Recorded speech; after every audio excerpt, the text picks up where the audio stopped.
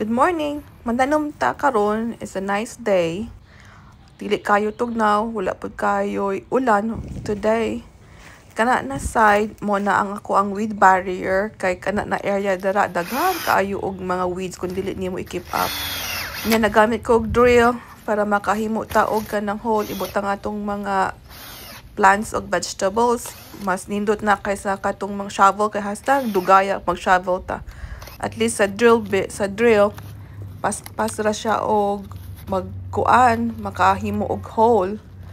Unya pagkahuman ato na ni mananom na ta kana na side ha akong gitanom mga zinnia na nindot ang zinnia ako siyang gibutang along the fence kay pag mudako na siya nindot mo buhaghag nindot siya tan-awon niya na kan flowers nya pwede ra pud namo na ikat ang flowers nga ibutang sa garden sa altar ba o sa balay nya mo tubo-tubo ra pud siya kung ikat nimo.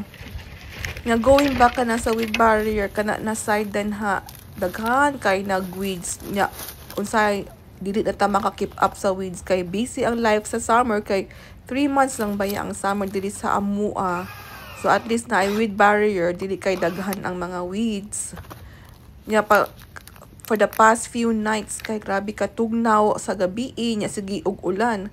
Hala masking walay tulog ana na time after sa work diretso na dayon ko og limpyo sa garden kay sus mo lagi for the past few nights sige ulan nya ang temperature sa gabi kay hastang katugnaw nya dili dayon makuan ba matiman pagkahuman nato ning bisbisan kay unta for the next summer maayo atong harvest sa atong vegetables mo lang to.